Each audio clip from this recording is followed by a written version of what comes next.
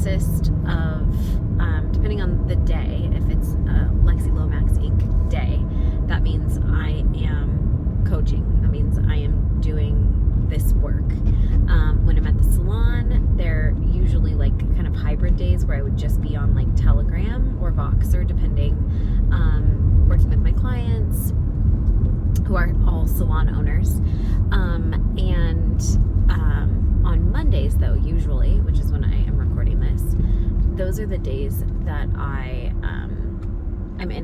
on calls, or I'm reviewing stuff like, you know, auditing their information, their messaging, working on custom business plans, like that kind of stuff. That's what I do on Mondays. So 2 or 3 Mondays of the month I'm on calls, and the other 2 I'm like working in my business, usually on client stuff. And then, you know, different days of the week I'm behind the chair, very little, but at the salon, being a salon owner, right? And I'm a salon owner 24/7, and that's what we're going to talk about here in just a second. But today I had the best calls with some of my annual advisory clients, and so I only take calls with people who are annual advisory clients, meaning they're one-on-one clients for a whole year. Most of them re-sign, and it's multiple years that we work together, and we really see like crazy results. Like, just I'm elated with some of the stats that we got back today, you know, as we enter into Q4, as you're watching this in real time. And then I'm on with my mastermind clients who are behind a trash truck. Hang tight, people, hang tight. Thank you. But I am, and Salon Minds, my mastermind, those are the clients that I take calls with. And occasionally there's like some one-on-one work that is like an intensive or a business planning kind of client, or I don't know, sometimes like I offer random things and book up individual calls. But primarily it's clients that I have long-term relationships with. So today I had that kind of a day, and I had the best calls. We talked about so many things. I was like, oh, I need to record like a YouTube video about all of these things. But the one that stuck out like front and center to me was that it's okay to be vulnerable as a salon owner. Like, just because you're a salon owner doesn't mean that you don't get to be human. Like, yes, like, you know, and I relate to this so much, and the salon owner and I had a wonderful conversation. I love her to the moon. And she's a freaking-tastic business owner. Like, seriously, so great. But like, you know, life will life sometimes, and just because you own a business doesn't mean that you're void of feelings and things that are happening that have absolutely freaking nothing to do with your business. And so that, but you're a human that owns the business, and your business is an extension of you, that human, and so it's affected, right?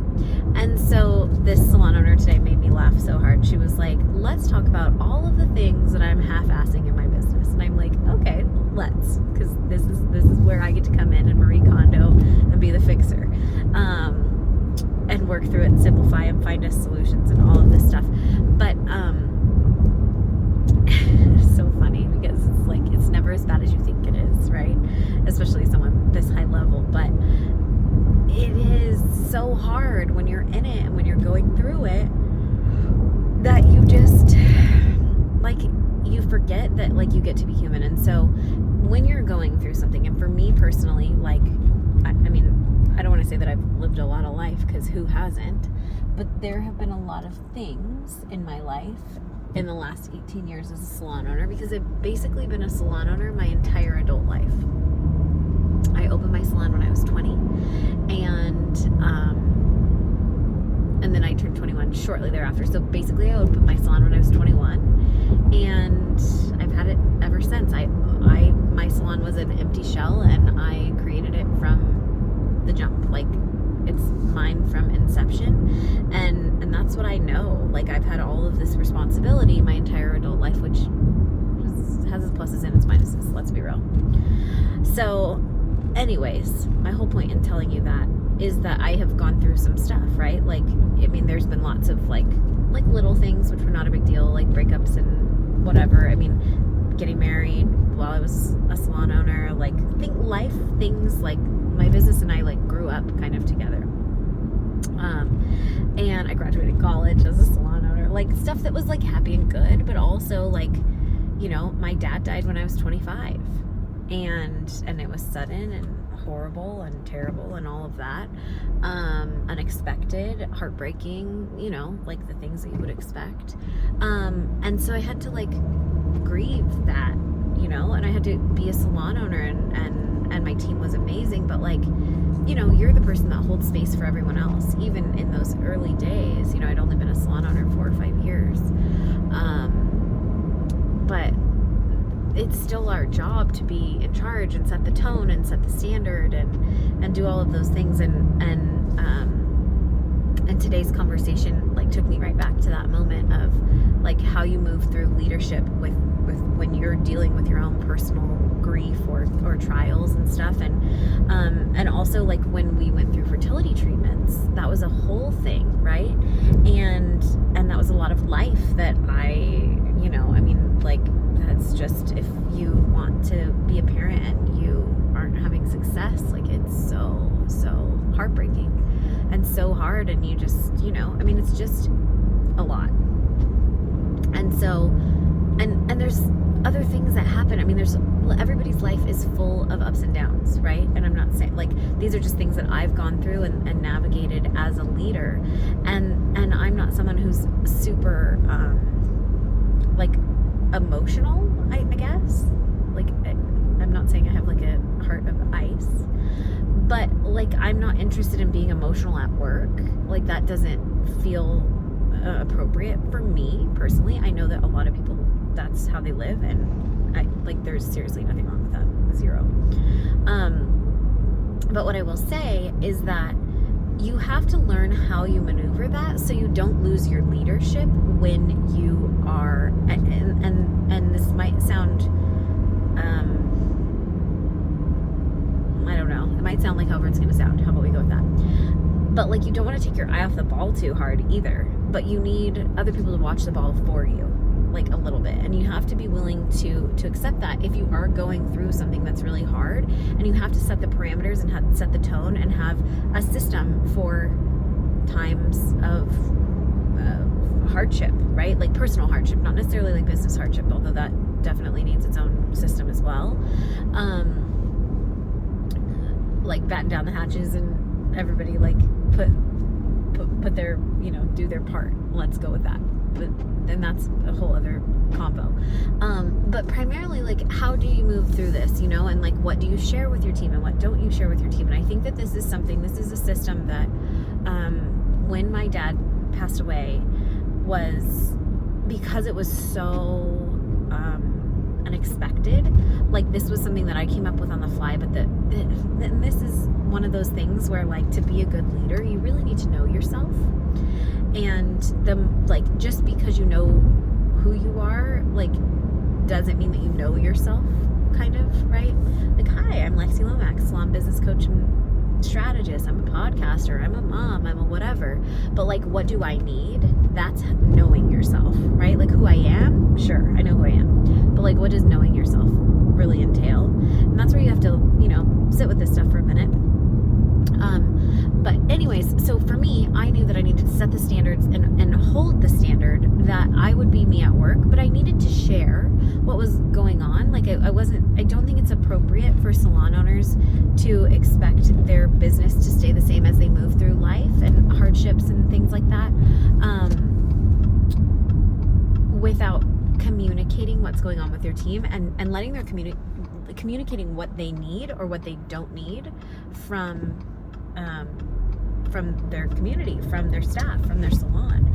And so for me, this is one of the biggest things that I've always done, is I've known exactly what I need. Like, I don't want to talk about it at work. I want you to know what's going on with me. I'm not like holding secrets. I'm not whatever. But like, if I'm going through something hard, like, I don't want you to like ask me stuff in front of clients or like things like that, because there may be clients that I'm sharing or clients I'm not sharing about whatever is going on, especially with fertility, because like, you know what clients are going through, and you don't want to, like, it's a whole thing, right? Like, we want to respect that space with clients, and et cetera, et cetera, et cetera, et cetera.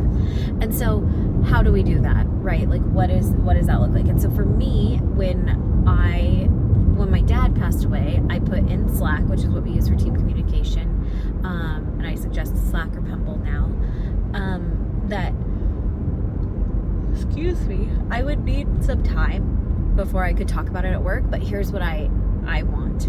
I want you to pretend like nothing happened. I know that that's hard to do, but that's what I need you to do for me. And I want to apologize if I'm short, whatever.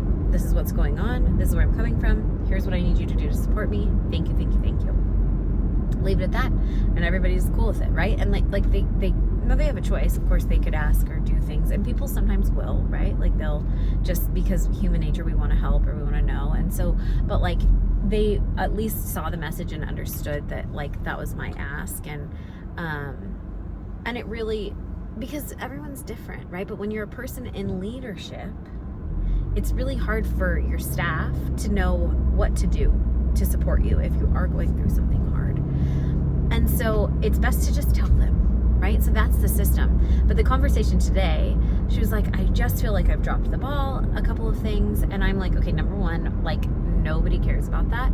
But also, if you are going through something hard or you know that something hard is coming up, so like for me with fertility, I was like, I want to apologize today for anything that, like, if my behavior, if my attitude, like anything, but I also want to apologize for the future, because they're going to put me through all these hormones, and and it's emotionally, it's very difficult. And I just wanted to like say that I appreciate each and every one of you. If there's something you need, please tell me, and know that I'm working on it and I'm doing my very best. However, my best is maybe not like my normal best right now, but I promise it's not going to affect the salon in any way. But just know that, like, personally, in conversations and these sort of things, like this is where I'm at. And it just comes down to communicating. But more than that, you have to be more in tune with yourself in order to be able to ask for what you want, which is a life skill. A life skill. And so I will tell you that moving through fertility and all of the things, and that was most recent, 4 or 5 years ago, I guess now. No, that's not true at all. My child is 2. But it started, I guess, 4 years ago. So, but either way, like I needed to ask, and my team was like, oh my gosh, Lexi, thank you so much for sharing that with us, you know. And I asked for their like that they would honor my privacy, you know, and not share that a lot, because we weren't sharing it like publicly when we were like in it, because you can't withstand the weight of those conversations when you're in it. Like, or I couldn't. I just didn't need more of it. Like, I'm already living it 24/7. I don't want to talk about it with Susie Q, who's getting a highlight next door. Like, I just couldn't do it. And so this is, and this is something that I also invite my staff to share when they're going through something as well. So recently, well, like in the last 6 months or so, one of our stylists lost a family member, and it was devastating, unexpected. I mean, hello, it's devastating. A close family member, and anyways, like, it doesn't matter who it is. If it upsets you, it's devastating, right? And so she put this, she knew that it was a safe place, that she could put this into Slack, and that we would respect it, because it is our system. If you need something, you ask for it on a personal level. And I think that it's like, as salon owners, we don't think we get that, but it's a two-way street. So as much as I want my staff to do it, I also am going to do it and set the tone that it's okay to do it, and to be human, and to ask for what you need, because we're coworkers, we are a team. Like, it's important to honor that, right? But also to remember that, like, you don't have to hold it all perfectly. And if you're someone that wants to share and be emotional, I would encourage you to do that with friends or a therapist, and not to like make the salon your therapy when you're going through something. Like, yes, your staff can be amazing and supportive to you, but they shouldn't be like spot number one. Oh man, I've had 2 sleeping babies this whole time, and I guess they're getting cut short. But this is what I'm talking about. Like, you've got to give space for it and for yourself, but also like recognize there is a boundary. So like, share what's going on, but don't make them your therapy, your staff. But also, like, if you do want to, or you have close relationships, like, I would just caution you to, oh, big guy, I know, okay, I gotta wrap this up. but I would just caution you to remember your role, right? Like, you're allowed to go through things. You're allowed to ask for grace because you're full of it. I know you give tons of grace to your staff and employees, renters, stylists, etc. And that's just that. So, like, you're allowed to ask for that back.